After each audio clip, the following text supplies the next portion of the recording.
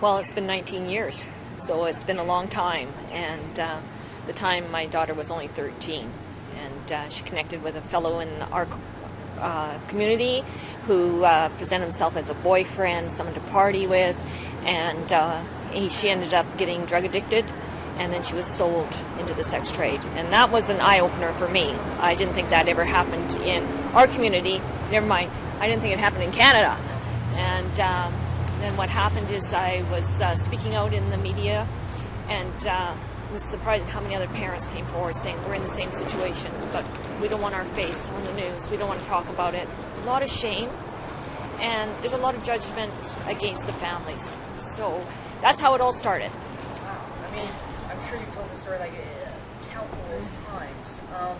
But I mean, from a parental perspective, I mean, I know it was so long ago, but I don't imagine the feelings have ever gone away. I mean, how helpless was that from your perspective, knowing that your daughter was out there and you couldn't really do anything, or you couldn't rescue her from that? It was probably one of the most helpless situations that I personally was in as a parent, and frustrating, and feelings of anger, and not understanding why no one was able to, at that time, just to step in and help us. And at the same time, she's resisting services and not being really endearing to anybody.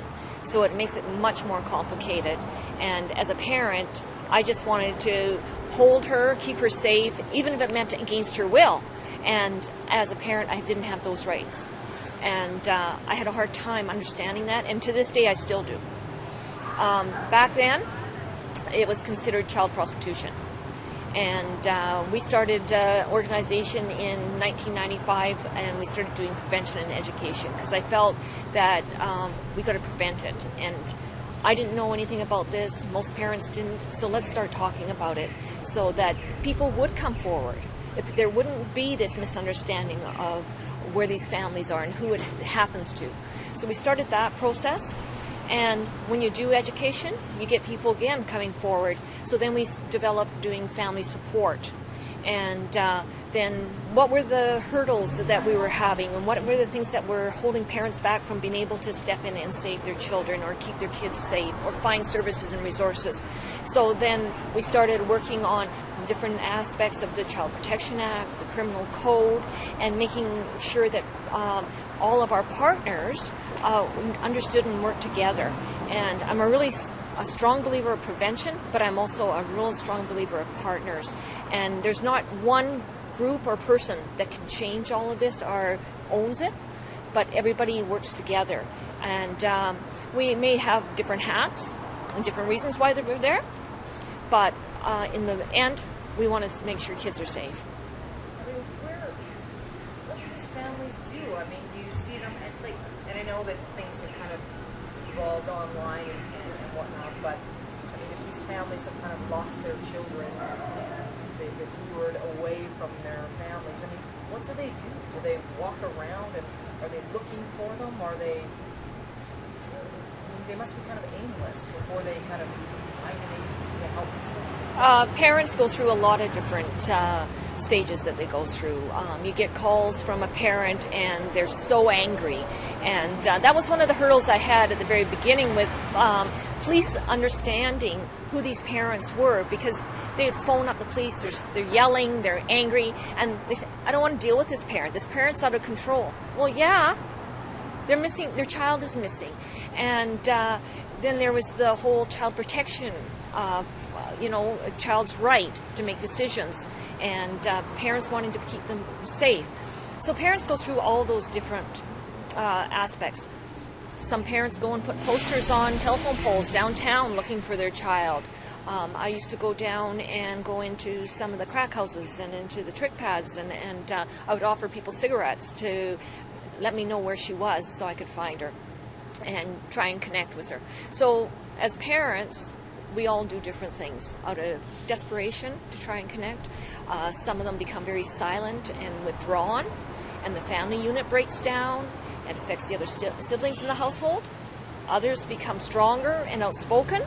So everybody has a way that they deal with it. And how hard was it to finally get your daughter, just to pull her out of the depths? She still isn't. She's 32 years old, and she now is still entrenched in the street life.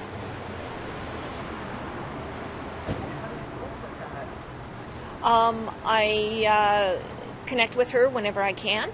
I speak to her on the phone, meet with her when I can, have her join us at family occasions when she can, when it's safe for everybody in the household. So it's making sure that we have that connection. She knows that we love her.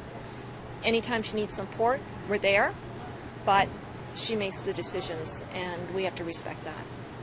When you talk to her, I mean, how does she logicalize her situation? Why does she say, like, I want to be out here? No, she never wants to be out there. And she's been able to get out of the lifestyle and get clean off of drugs and stable for a few years at a time and then relapse. That's one of the problems with it's because it's drug addiction and a lifestyle. So that she's had since she was 13 years old. And that's why I believe so much in prevention, because intervention is really difficult. We need it, but it is very difficult. And she's always going to do it tomorrow. In her heart, she talks to me, and I'm going to drug treatment tomorrow. But it's so hard to overcome, and there's always hope. As long as she's alive and she keeps connected with us, there's hope that one day she is going to be able to get herself stable. And that's what you hold on to. Wow. I mean, is that what is that hope in your story and how you're still in the throes of it?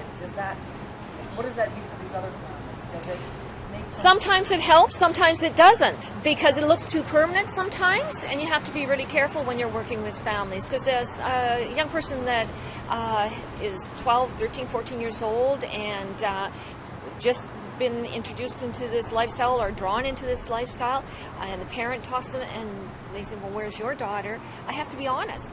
And but what they have to know is you have to keep connected to your child, and what are the things that you can do to keep them connected, and meeting them whenever they want to meet, take them out for a meal, take them out for coffee, and meet with them, and not always be talking about the issue and what their life is.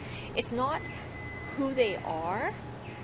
It's something that's happening to them, and talk about the good things in the family, and keep that rapport, so that this abuse that they're going through isn't their whole identity, and that will keep them coming back. And there will be an opportunity at some time where the services and resources will be able to be available, and they're willing to take it at that time. It's not easy. It's not easy, and I'm probably making it sound so much easier and removed, but you have to go on, and but that doesn't mean that you're not connected still. How do you keep going? I mean, some people would say, wow, like you have your own burdens to carry, but here you are trying to help not only yourself, but this whole other population of families and people. Well, that's part of your healing, really.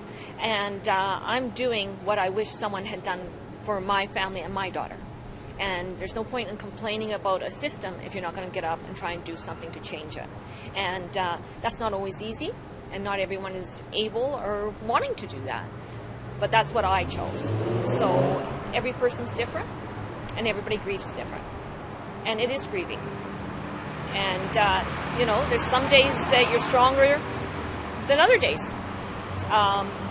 To this day, after 19 years, my phone rings in the middle of the night. I am in terror, and I sit straight up in my bed because I think it's going to be that call. So it's always there, and you live with that. And but I can't just remove myself from it. Do you ever let yourself think about all the horrible things she must have been through or is going through, or do you just kind of put this barrier to be like, I can't, as a mom, I can't let my thoughts drift to there? Because of the type of work I do now, I know the reality of what she goes through. have times when we connect and we sit and talk about it. And it's on her terms that she'll share stories, and she needs someone she can talk to that isn't going to be judgmental. And there's other things that she begins to tell me, and I say, I can't hear this.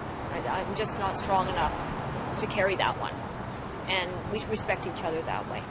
So it's but you know what?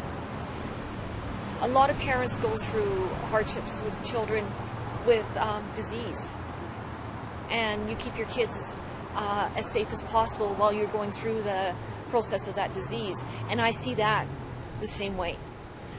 So I'm not blaming her. She's not doing this to us, and we're supporting her through it. How big is this problem? I mean, this is obviously your life's work. I mean, you just Right. expect that there will always be these families looking for their lost children. Well, our work is more in prevention. Our key program is actually going into the schools and doing education. And we go from grade 5 to grade 12. And the whole issue has changed since I first started. When I first started, it was street-level sex trade. And now we're seeing a lot of young people being exploited online and recruited online, bought and sold online. So you don't have the kiddie stroll. Like when my daughter was younger, she was on a kiddie stroll in Vancouver. That doesn't exist anymore, but they're still being sexually exploited. Language has changed. Criminal code has changed. What happened to my daughter under today's law would be human trafficking. When it happened to her, she was a kid out of control, making bad decisions, and hopefully by the end of the summer she comes home and everything's okay. So we've come a long way to recognize what it is, and what we do at Children in the Street as well is support the parent with the hopes that they will be able to go to the authorities and give information. That's one of the big hurdles that we have. We do education, we get reports of sexual exploitation or human trafficking, and then they don't want to take that next step and talk to the law enforcement and give the statements and follow through with it. Very similar to rape and domestic violence. If people can think of that, it's the very same thing. And so one of the things that we need to do in our agency is keep connected to that family to when they're willing and able to make those reports, that we can support them through it. So there's so many different levels. It's the same as the different groups that have shelter or safe houses for young girls. It has to be when they're willing and ready to do that. And so those services and resources all have to be there, so that when someone, the parent or a child or an adult, comes forward that they need help, it's immediate. And that's one of the hurdles. It's not immediate right now in a lot of cases. And I think people don't realize how big an issue it is and how many people do need help. Why are people, is it because it's uncomfortable to recognize the reality? It's uncomfortable to our comfort zone. We don't want to know how ugly and nasty this can be. I think that's a lot of it, and I also think people are judgmental. I think people think that young girls like my daughter come from terrible homes. If she ran away from home, she must have ran away from something bad. So that wouldn't happen to my family because I'm a good parent. I love my child. And I think it's a natural human thing to put those barriers up to think that it couldn't happen to my child. There's reasons that happened to that person. And but unfortunately, by putting those barriers up, it also put barriers up to parents speaking out because they know people are going to be judgmental against them. I was on a radio talk show with my daughter when she was 17, when she was speaking out. And she got so upset when people were phoning in to the talk show criticizing the parents. And she stood up and said, it's much bigger than that. There are kids there that come from terrible households. There's kids that are more vulnerable, but there are also kids that make really poor decisions or are manipulated by a pimp. And it's the same as any kind of sexual predator that targets a child.